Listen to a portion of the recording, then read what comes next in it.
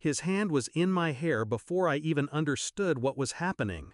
My scalp burned, gravel cut into my back, and his laughter echoed through the driveway. "You block your sister's car again, and I'll throw you out for good," he sneered, yanking harder until I tasted blood from biting my tongue. When he reached the trash cans, he kicked me into one, the lid slamming shut above me. Useless things belong in the dump. The world went silent for a moment, except for his laugh. My mother's voice cut in, sharp but distant. "She has no future anyway." They thought they'd broken me. They had no idea what I would do next. I wasn't always their enemy. When I was younger, my father carried me on his shoulders. He used to clap at my school plays, even if I forgot my lines. My mother tucked me into bed, whispering, "You'll do great things someday."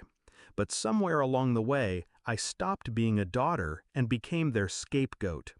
My sister shined. Perfect grades, perfect smile.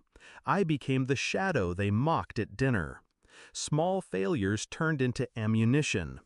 "Why can't you be like her? What will you ever do with your life?" I thought it was disappointment, but it wasn't. It was cruelty. The first time I realized it, my father shoved my sketchbook into the fire, laughing at the drawings I'd hidden. My mother watched, silent. That was the moment I understood. They didn't want me to succeed. They wanted me to disappear. So I stopped crying. I started watching, listening, and planning. The plan came together the night my father dragged me into the trash. I sat awake in my room, bruises blooming along my arms, hair tangled with gravel. Rage wanted me to scream, but I forced it down. I knew the law better than he did. I'd been studying it quietly in libraries they thought I wasted time in. Abuse leaves marks, but it also leaves witnesses. Neighbors had seen him. My teachers had noticed bruises. My phone, hidden in my pocket that day, had recorded every word. Useless things belong in the dump. He thought I was powerless. But in that moment, I was already building the case that would ruin him.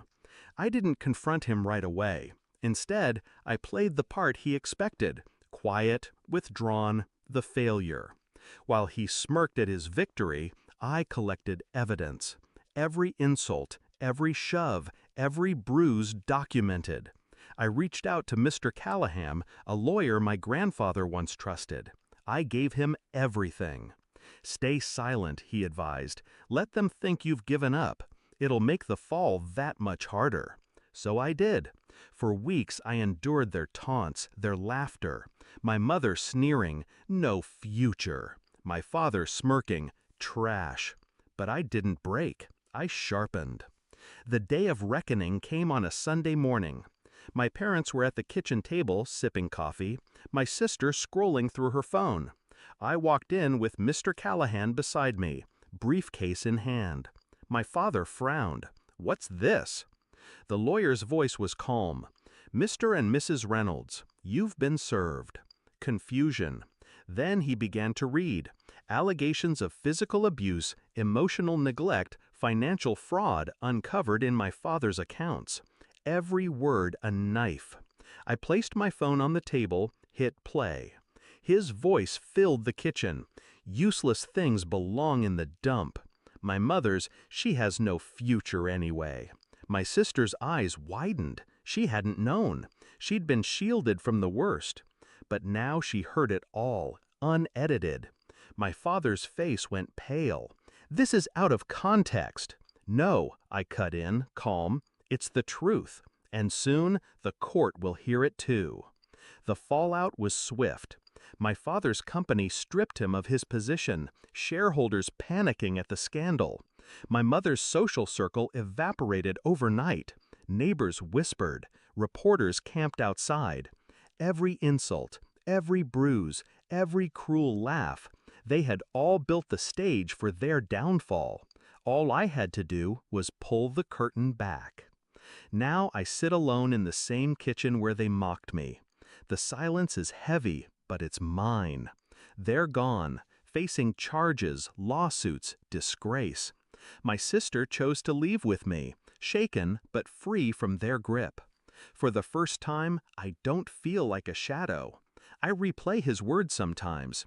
Useless things belong in the dump. They don't hurt anymore. They remind me. Because what he threw away wasn't trash.